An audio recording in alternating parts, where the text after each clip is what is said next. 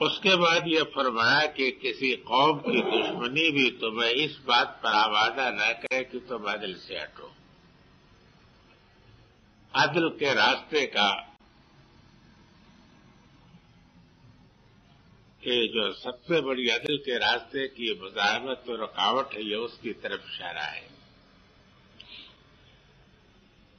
آدمی ہو تو محبت میں بھی عدل سے منحرف ہوتا ہے، لیکن اگر عداوت اور نفرت ہو تو پھر تو عدل کے اوپر قائم رہنا بہت مشکل رہتا ہے. یہ واقعہ ہے، لیکن یہ عجیب بات ہے کہ اللہ تعالیٰ کا امتحان جو ہے وہ اس میں بھی ہوتا ہے اور زیادہ ہوتا ہے. چھوٹی بڑی کچھ مخالفتیں، کچھ عداوتیں، کچھ رقابتیں، کچھ اغراض کا تصادم ہوتا ہے، جس کی وجہ سے لوگ عدل پر نہیں قائم رہتے. یہ شیطان کا ایک فتنہ ہوتا ہے، لیکن عدل کے اوپر قائم رہنے کے لیے یہ بات ضروری ہے کہ محبت ہو تو اور نفرت ہو تو ٹھیک ٹھیک شریعت کے باٹ و ترازو سے آپ تولنے کے عادی ہو جائیں. یہ آپ کو معلوم ہے کہ قرآن مجید میں ہے، جس میں حضرت ابوبکر صدیق جیسے بزرگ امت کو ڈانٹا اللہ نے، اور صرف اس وجہ سے کہ ان سے عفق کے واقعے میں بعض لوگ جن کی وہ پرورش کرتے تھے وہ لوگ کچھ ملوث ہو گئے تھے، تو انہوں نے قسم کھا لی تھی نا کہ میں ان کی مدد نہیں کروں گا.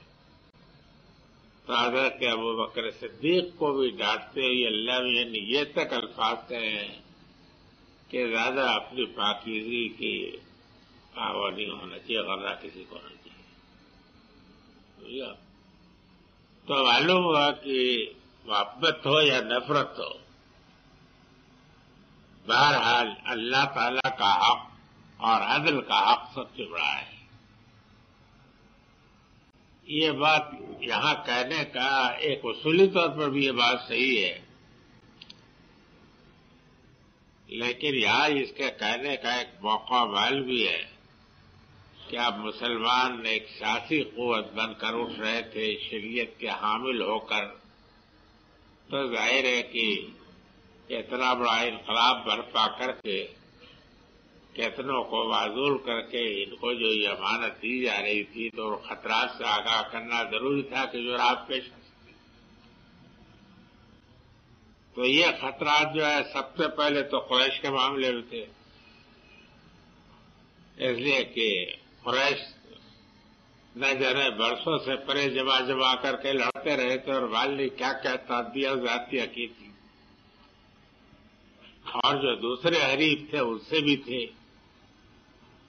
تو اس بات کا اندیشہ ہو سکتا تھا کہ اب مسلمان اگر طاقت پا گئے ہیں تو ممکن ہے ان کے اندر یہ جذبہ پیدا ہو کہ اب ذرا آپ بدلا لیں گے.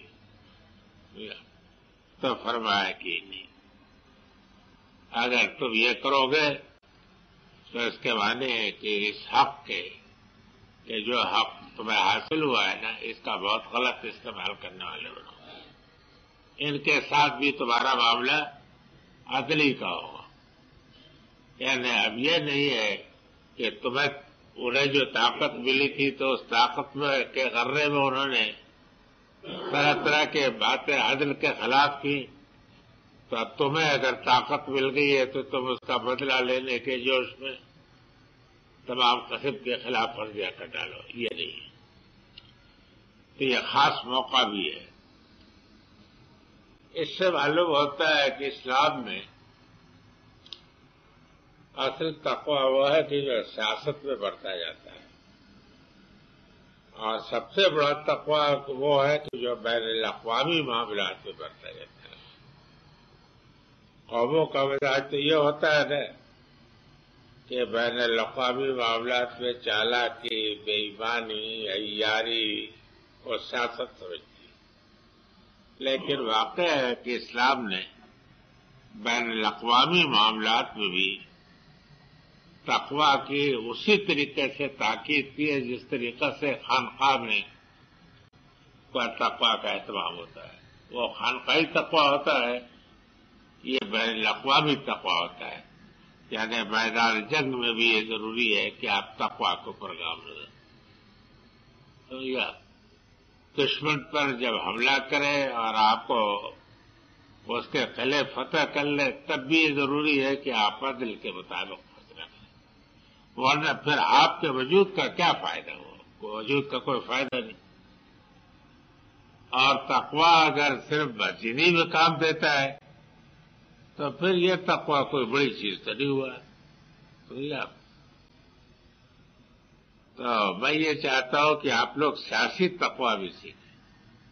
یعنی جہاں معاملہ جس سے بھی کرنا ہو قوموں سے، پھر یہ بات یاد رکھیے کہ اللہ تعالیٰ اس تقویٰ میں سب سے زیادہ قوموں کو آزماتا ہے،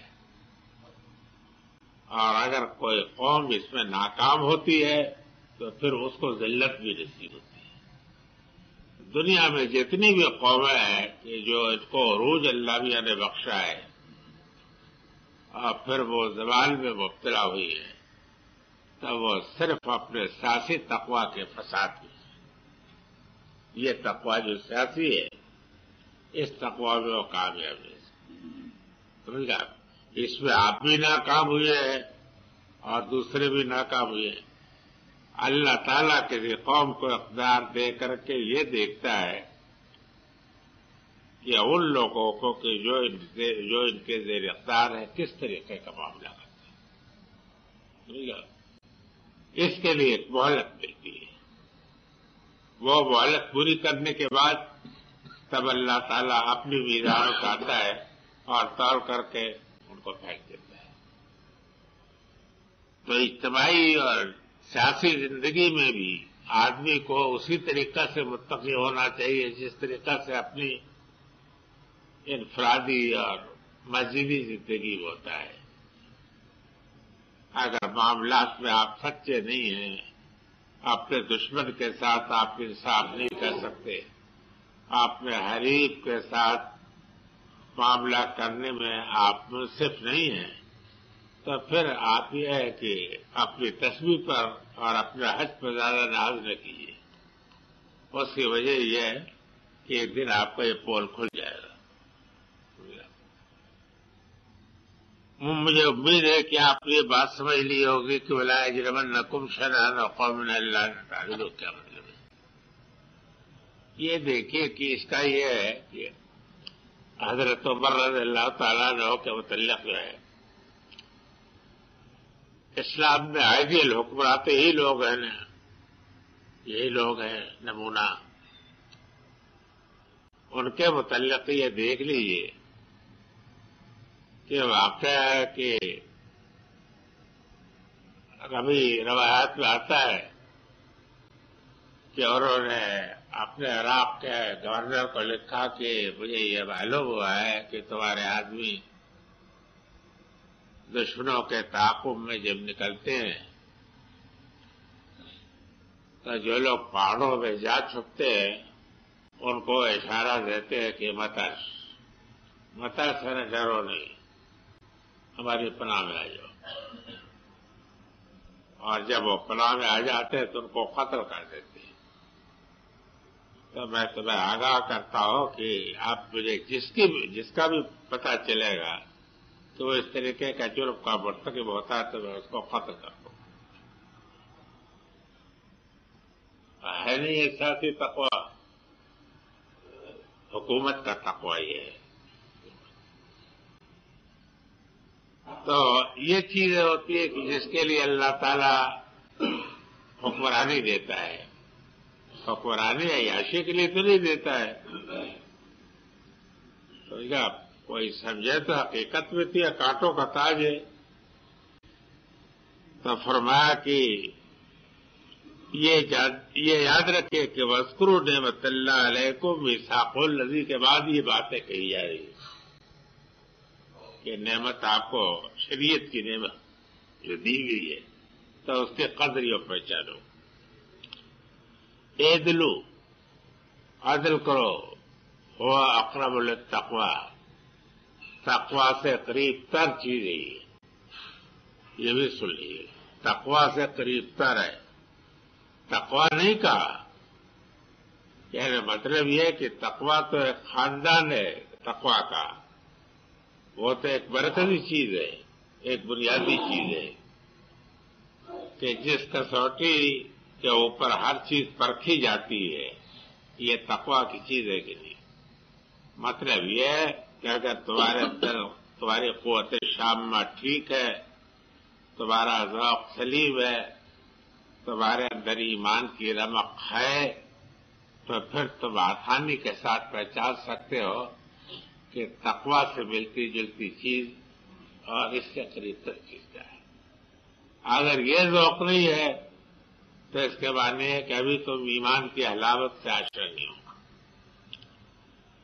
واتقوا اللہ ان اللہ خبیر بما تعملون، یہ دھمکی ہے.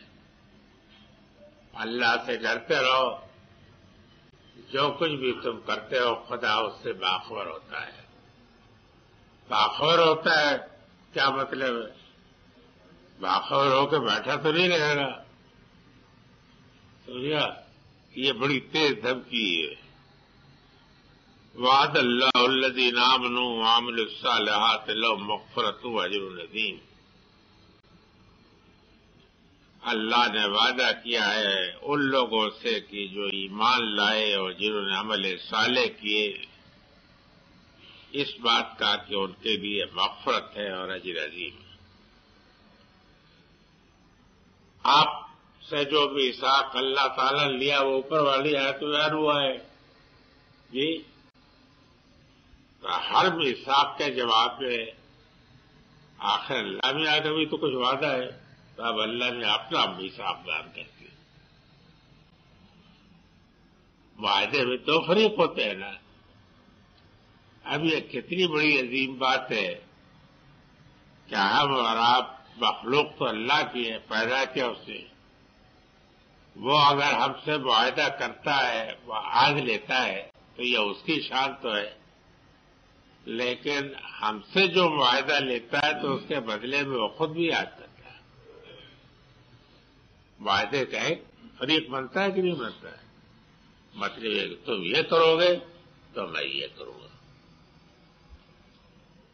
اور پھر یہ بات ہے کہ اللہ تعالی کے متعلق جو ہے یہ گمان نہیں ہو سکتا کہ وہ کبھی خلاف ورزی کرے گا. اللہ تعالیٰ کی جو یہ صفت ہے کہ وہ اپنے بندوں کے ساتھ بڑا وفادار ہے، تو اس کا مطلب یہی ہے کہ بندوں سے جو میثاق اس نے کیا ہے تو اس کے بدلے میں اپنے اوپر جو ذمہ داری لی ہے اس کو پورا کرنے والا ہے. اس لیے کہ بر کے معنی وفادار کے وفاشار کے. خود اللہ تعالیٰ بہت ہی وفادار ہے کہ آپ سے جو کچھ بھی اس نے کیا ہے وعدہ سب پورا کرے گا.